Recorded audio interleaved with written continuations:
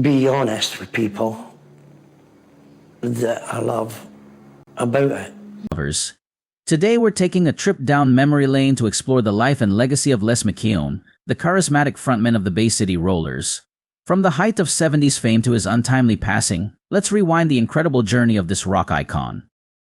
Let's get started from the day he birthday.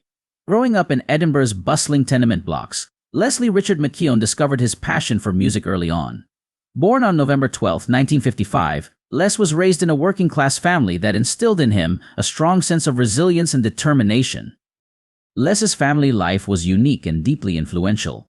His father, Francis, worked as a tailor despite being deaf, while his mother, Florence, was a seamstress who moved to Scotland after their marriage. In their household, communication with his father relied heavily on hand signals, a method that fostered a close-knit family bond. Life in the city tenement was vibrant, if not a little chaotic, providing a colorful backdrop to Les's formative years. Les attended Broomhouse Primary School and later Forester High School, both situated within his local community. These institutions were more than just places of learning, they were arenas where young Les began to nurture his musical dreams. But it wasn't just school that shaped him. Volunteering with the Boys Brigade offered him a sense of purpose and camaraderie, helping him build the discipline that would later serve him well in his musical career. Les's autobiography, Shang a Lang Life as an International Pop Idol, offers a candid reflection on his childhood. Despite the challenges and his perception of Edinburgh as a rather dull city, he recounts his early years in Broomhouse with a sense of happiness. It was in this environment that his dream of stardom began to take root, fueled by local band performances and an unyielding desire to make it big. Growing up in Edinburgh wasn't always easy. The city, as Les saw it, lacked the sparkle and excitement that he craved. Yet, it was precisely these challenges that propelled him forward. The contrast between his humble beginnings and his glittering aspirations only made his eventual success all the more remarkable. For McKeown, Edinburgh represented a place from which he sought to break free. Interestingly, among the core members of his band, McKeown was the sole individual who, after the group's disbandment, chose not to return to Scotland to reside permanently. At the age of 15, McKeown departed from formal education and embarked on his musical journey by joining the band Threshold. Balancing his passion for music with practicality, he also took up employment at a paper mill, where he worked between the band's performances. Despite the modest earnings of PS20 per show, McKeown remained dedicated to pursuing his musical aspirations while managing the demands of a day job. When Tam Patton and Eric Faulkner, manager and guitarist of the Bay City Rollers respectively, extended an invitation for McKeown to join the group in November 1973, he initially hesitated. In his memoir, he confessed that joining the Rollers wasn't a top choice for him at the time. However, recognizing the opportunity presented by the band's existing record deal and the need for a new lead singer after the departure of founding member Gordon "Nobby" Clark, McKeown decided to seize the moment. Despite sharing similar backgrounds and ages with the other band members who hailed from Craigmillar and Liberton, suburbs akin to McKeown's Broomhouse, he always felt a sense of disconnect from the rest of the group. While the other four members of the Edinburgh Quintet maintained a chaste and upright public image, McKeown was cut from a different cloth, embodying a wilder and more rebellious spirit. His idols, Freddie Mercury and Robert Plant, influenced his persona, a blend of sex appeal and insolence on stage, coupled with a darker and more complex personality offstage. McKeown's arrival marked a significant shift in the group's image, introducing bold fashion choices like half-mast trousers, platform shoes, and tartan. The fame he had yearned for since his youth swiftly materialized, though it brought both triumphs and challenges. With the 18-year-old McKeown leading the charge and a lineup of catchy tunes ready for release, the Bay City Rollers experienced a surge in energy. By the end of 1974, they had ascended to become Britain's premier boy band, boasting 4 top 10 hits, Shang a Lang, Summer Love Sensation Remember, and All of Me Loves All of You. This success was further solidified with 2 UK number ones, Bye Bye Baby and Give a Little Love, and a chart-topping hit in the US with Saturday Night, which was re-recorded with McKeown as the lead vocalist a year later. Much of the Bay City Rollers' success during this period was attributed to McKeown. Their manager, Tam Patton, recognized McKeown's exceptional singing talent, good looks, and sharpness, which made him a standout figure in interviews and performances.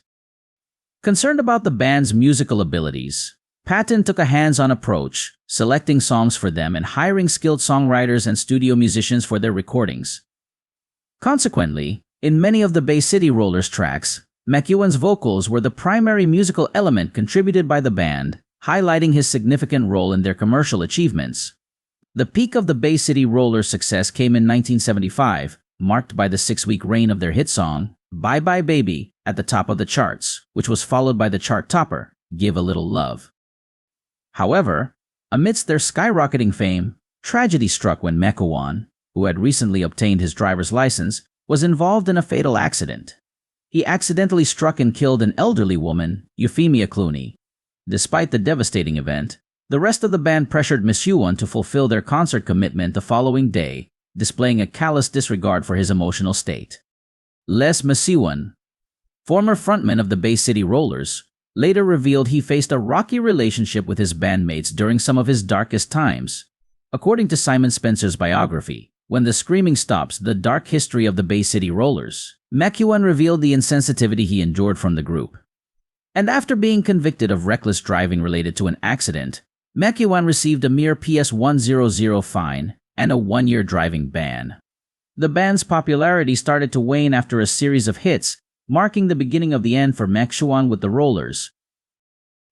In 1978, McKeown's departure from the Bay City Rollers was a mutual decision, ending a stormy chapter in his career.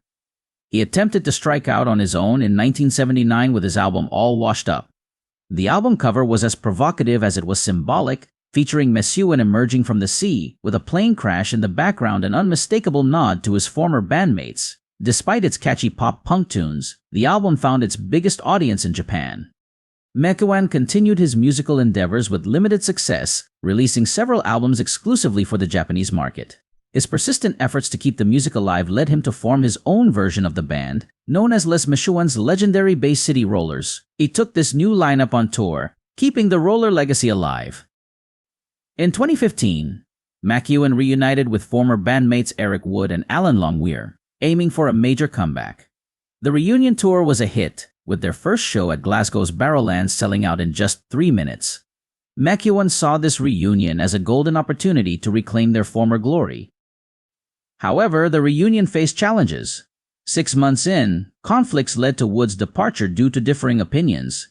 Despite this setback, McKeown pressed on with his legendary lineup, unwavering in his commitment to his music and his fans. In 1978, a fateful meeting took place between Les McKeown, a prominent figure in the music world, and Piko Kiko, a native of Japan. This encounter blossomed into marriage in 1983, and the couple was blessed with a son, Jubei, also known as Richard.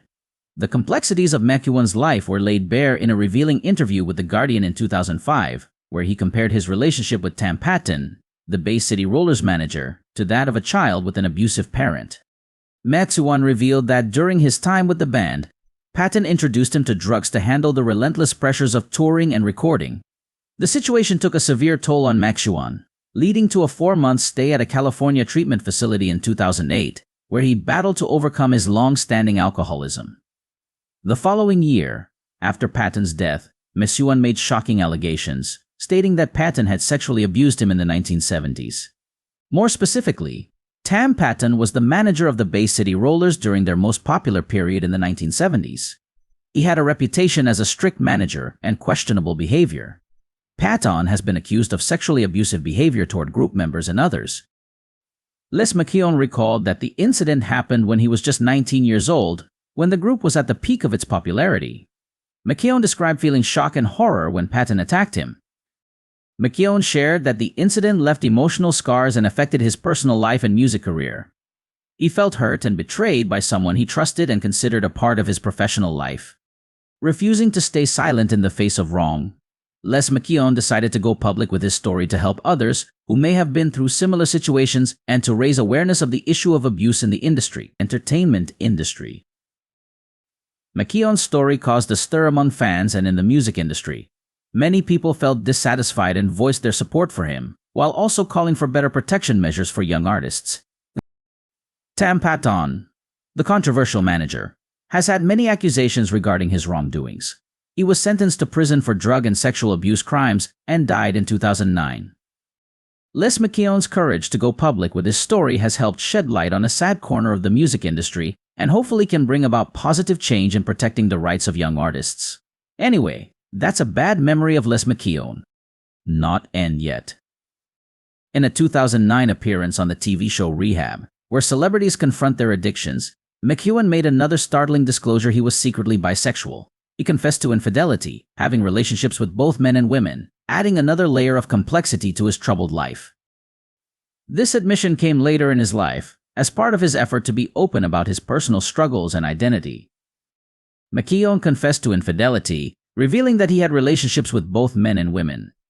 This aspect of his life added to the complexity of his personal experiences and relationships. These disclosures were part of a broader narrative about McKeown's life, which included battles with addiction, mental health issues, and the long-term impacts of his experiences as a member of a hugely popular band during his formative years. McKeown's openness about his sexuality and infidelities was met with mixed reactions. While some praised his honesty and bravery in discussing these personal matters, others found it surprising given the era and the conservative image of the Bay City Rollers.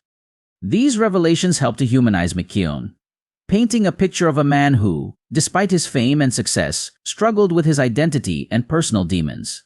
It also highlighted the pressures and challenges faced by those in the public eye, particularly in the entertainment industry.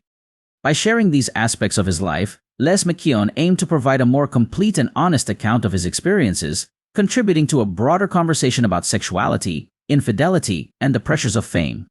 Tragically, decades of battling alcohol and drug addiction left McKeown perpetually unsettled. His son, Jubei, revealed in ITV's Secrets of the Bay City Rollers documentary that his father often expressed profound self-loathing during his drinking binges. This ongoing struggle painted a picture of a man who, despite his fame, never found inner peace. Tragically, on April 20th, 2021, at the age of 65, Les McKeown passed away after suffering cardiac arrest at his London home. In a cruel twist of fate, McKeown had announced new concert dates just 2 days before his death. The coroner's report attributed his passing to natural causes, highlighting cardiovascular disease and hypertension, conditions likely worsened by years of substance abuse. On Sunday, May 23, 2021, McKeown was laid to rest in a private ceremony at the City of London Crematorium in East London. Les McKeown will forever be remembered as the vibrant and charismatic frontman of the Bay City Rollers. With the band achieving widespread success across the globe, they captivated audiences in Europe, Asia, Australasia, and North America. Over their illustrious career, they released an impressive catalog that included 13 studio albums, 2 live albums, 8 compilation albums, and a total of 31 singles. Their infectious music and high-energy performances cemented their place in pop music history. The Bay City Rollers sold more than 120 million records, leaving an indelible mark on fans worldwide. Their legacy is one of joyous melodies and unforgettable concerts, resonating with multiple generations. Les McKeown's life was a roller coaster of highs and lows. Despite the personal struggles and turbulent times, his music and spirit endured. His voice, his dynamic stage presence, and his significant contributions to pop culture have ensured that he will never be forgotten. Through the ups and downs, McKeown's impact on the music world remains steadfast. Rest in peace, Les McKeown. Thank you for the memories, the music, and the enduring legacy. Your influence on pop culture and the joy you brought to millions will live on forever. If you enjoyed this tribute, please like, share, and subscribe for more stories about the legends of music. Don't forget to hit that notification bell so you never miss an update. See you next time, music fans. Thanks for watching. Follow us by clicking on subscribe button for more behind-the-scenes content and updates. And there you have it. As we conclude our exploration of Les McKeown's life, may his legacy continue to resonate with music lovers around the world. This is the end of today's video. How do you feel about what Les McKeown did and left behind for the music world? Please share your thoughts below in the comments section to let us know. Thank you for joining us on this reflective journey. Don't forget to like and subscribe to see more content just like this. Take care and